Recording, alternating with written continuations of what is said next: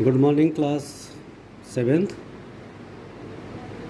हम आपको बता चुके थे पेज नंबर 13 स्वर वर्ण के भेद। यहाँ पढ़ा रहे थे हम वर्ण के भेद।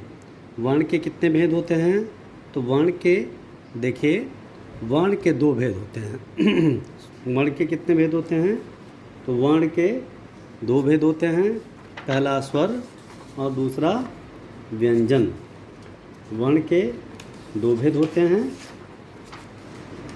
अपनी पुस्तक में देखिए, पहला है स्वर और दूसरा है व्यंजन। ठीक है, ये देखिए,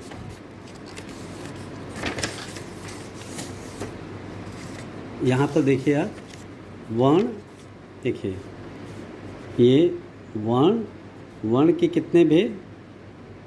देखिए, पहला स्वर और दूसरा व्यंजन। अब स्वरों के भी कितने भेद होते हैं? स्वरों के भी कितने भेद होते हैं जी? पहले देखिए, ह्रस्व, दीर्घ और प्लुत। यहाँ देखिए ह्रस्व स्वर। देखिए पहले तो देखिए स्वर होता क्या है। तो जिन वर्णों के स्वर क्या होता है जी? देखिए ज़रा, जिन वर्णों का उच्चारण करते समय, जिन वर्णों का उच्चारण करते समय किसी अन्य वर्ण की सहायता नहीं लेनी पड़ती, उसे स्वर कहते हैं। ठीक है, जिन वर्णों का उच्चारण करते समय किसी अन्य वर्ण की सहायता नहीं लेनी पड़ती, उसे क्या कहते हैं? उसे स्वर कहते हैं। ठीक है, देखिए मैं और फोकस करता हूँ थोड़ा कैमरे को। यहाँ अब ठीक है। पेज नंबर 13 पे देखिए, जिन वर्णों के स्वर। देखिए पहले वर्ण के कितने भेद हैं? दो, पहला स्वर और दूसरा व्यंजन। वर्ण को अक्षर भी कहा जाता है। ठीक है, अक्षर या वर्ण। अक्षर का अर्थ होता है, अक्षर मतलब जिसका स्वर ना हो, जो टूटे ना, जिसको और नहीं तोड़ा जा सकता। तो आपको पता है वर्ण भाषा की सबसे छोटी इकाई है जिसको नहीं तोड़ा जा सकता। ठीक है, तो वर्ण के कितने भेद हैं? दो, स्वर और व्यंजन। स्वर देखिए, अब स्वर क्या होते हैं? यहाँ देखिए ये लिखा हुआ है स्वर।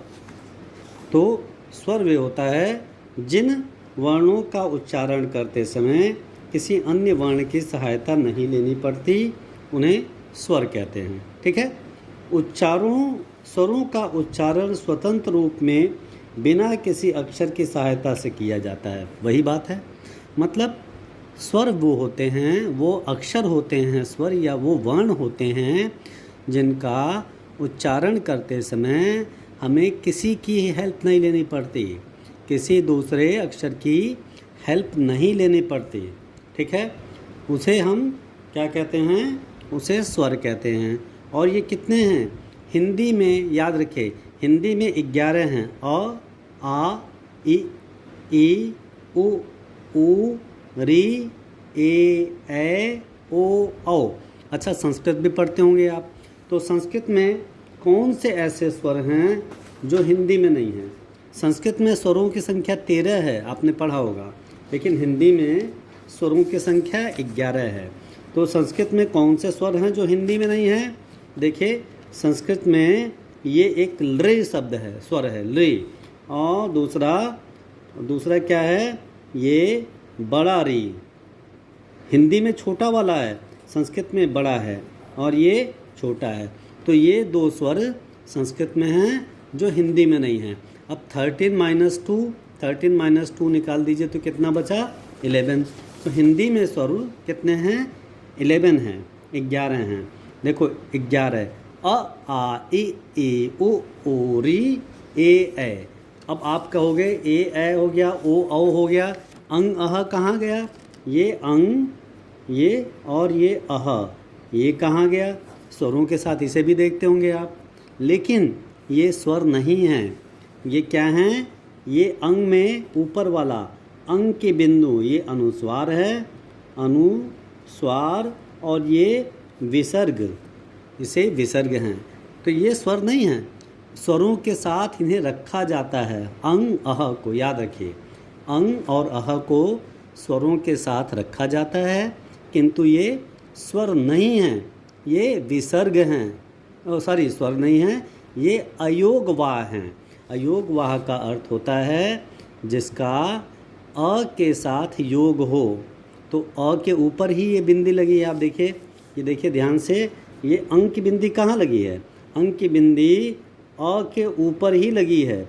या देखिए क, ये क हलंत है मूल, आपको पता है व्यंजन मूल रूप में हलंत होते हैं, मैंने बताया था व्यंजन मूल रूप में हलंत होते हैं।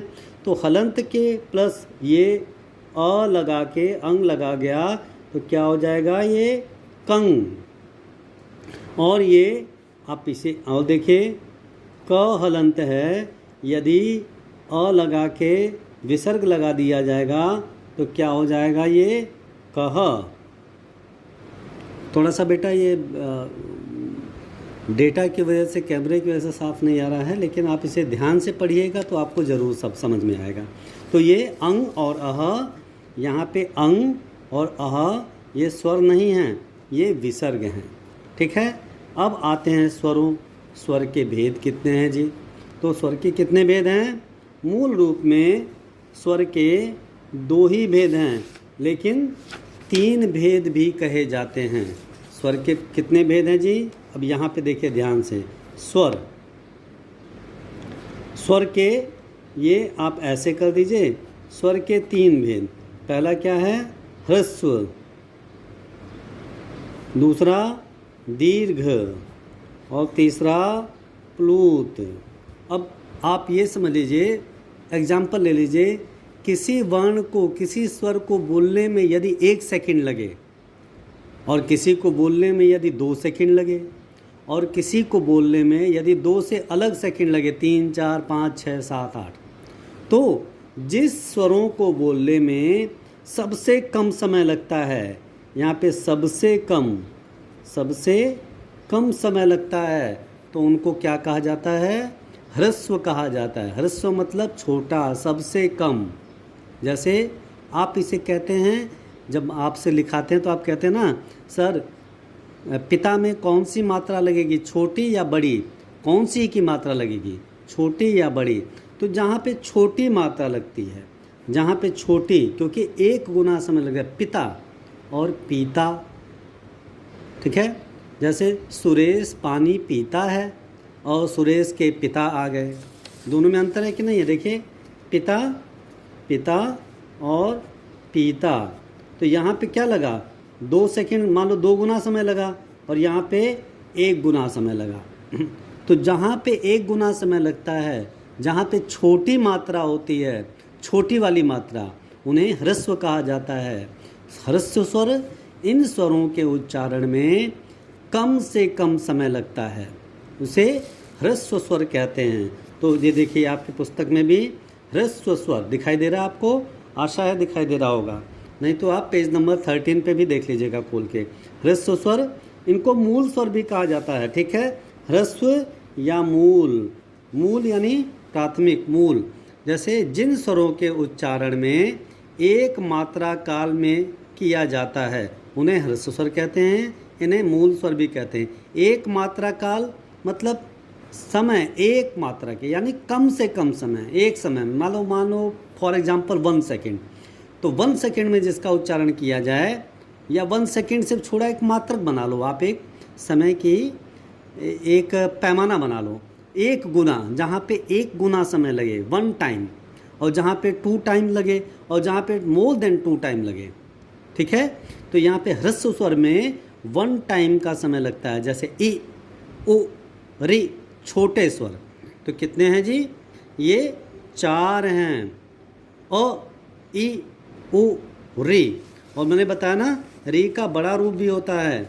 देखिए री, यहाँ देखिए, री का बड़ा रूप भी होता है, लेकिन ये संस्कृत में होता है, हिंदी में नहीं होता। यहाँ पे ऐसे करके यहाँ पे 2 लग जाता है, और रे ये छोटा होता है। संस्कृत में स्वर 1 और बढ़ जाता है, तो स्वरों की संख्या संस्कृत में 5 हो जाती है, लेकिन हिंदी में चूँकि ऋण हटा दिया गया है, इसलिए स्वरों की संख्या 4 है। कौन सी? अ, ई, उ रे, ठीक है। अब दीर्घ स्वर, तो हमने प्लुत स्वर समझ लिया। प्लुत क्या होता है? छोटी मात्रा। सर पिता में छोटी मात्रा लगेगी कि बड़ी मात्रा?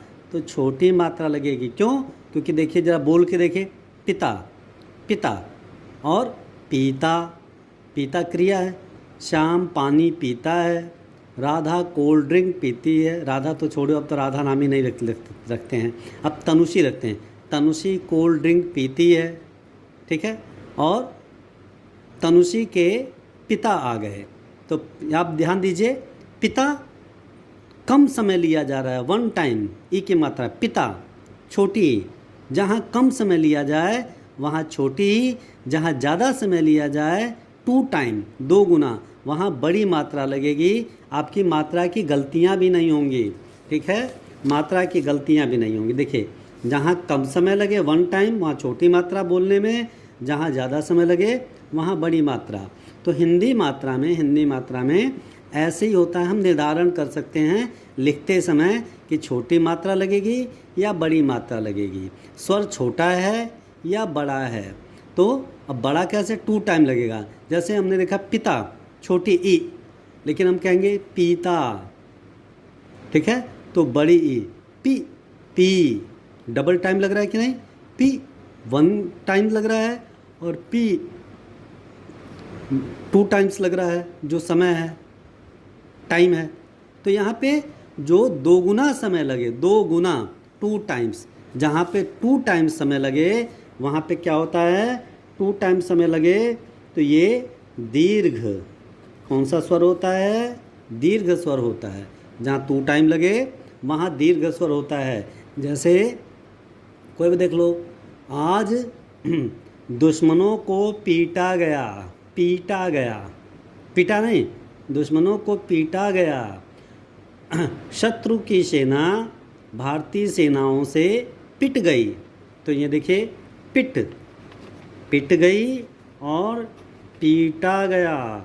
तो यहाँ पे देखिए, ये एक गुना समय लगा है तो छोटी मात्रा लगी है, दो गुना समय लगा है तो बड़ी मात्रा लगी है।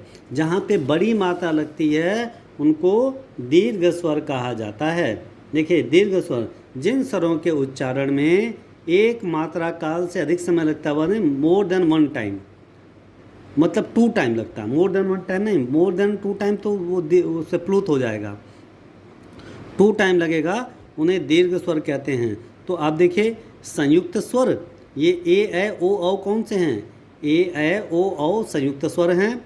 और आ ई ओ, तो छोटा अ क्या हो जाएगा? ह्रस्व या मूल हो जाएगा। बड़ा आ क्या हो जाएगा? दीर्घ। छोटा ई क्या हो जाएगा? ह्रस्व। बड़ा ई दीर्घ। छोटा ऊ क्या हो जाएगा? ह्रस्व। बड़ा ऊ दीर्घ। ए ऐ ओ औ ये संयुक्त स्वर हैं, तो ये दीर्घ स्वर हो गया। अब प्लुत स्वर कौन से होते हैं? चलिए पन्ना पलट लीजिए। अब प्लुत स्वर कौन से होते हैं जी? प्लुत स्वर देखिए, मैं थोड़ा सा आपको ऐसे करके दिखाता हूँ। यहाँ देखिए, प्लुत स्वर वे होते हैं जिन अक्षरों के उच्चारण में मूल स्वर से लगभग तिगुना या अधिक समय लगता है, मोर देन थ्री टाइम्स या मोर देन थ्री टाइम्स, उन्हें प्लुत स्वर कहते हैं। और इनका उच्चारण बड़ा लंबा होता है। और उच्चारण करते समय प्लुत स्वर में ऐसे हिंदी का 3 लिख देते हैं या अंग्रेजी का एस बना देते हैं। जैसे हम कहेंगे ओम, ओ ई म, तो आप ये देखेंगे 3 टाइम्स, यानी ओ जो है वो मोर देन 3 टाइम्स में बोला जाएगा। जैसे बोल के देखिए ओम। अब बहुत से लोग 5 मिनट तक बोलेंगे ओम, कुछ लोग 3 टाइम्स में बोल देंगे ओम, तो ये प्लुत स्वर ही होगा। अब ओम लिखने का ऐसे भी होगा, ओम एस बना देंगे, तो ये भी प्लुत स्वर होगा। अच्छा, दूसरा प्लुत स्वर एक जगह और बोला जाता है, जब आप किसी को चिल्ला करके बोलते हैं। जैसे आरुषि, आ रुषि, तो यहाँ पे देखिए 3 लिख दिया, यानी अ पे आप बहुत जोर दे रहे हैं। जब आप चिल्ला के बोलेंगे तो स्वर ये मोर देन 3 टाइम्स हो जाएगा। हो जाएगा कि नहीं हो जाएगा? 15 मिनट की वीडियो बन गई बेटा, अपलोड में भी दिक्कत होगी। चलो, तो यहाँ पे हमने आपको बता दिया 3 टाइम्स ये प्लुत स्वर तक, ठीक है।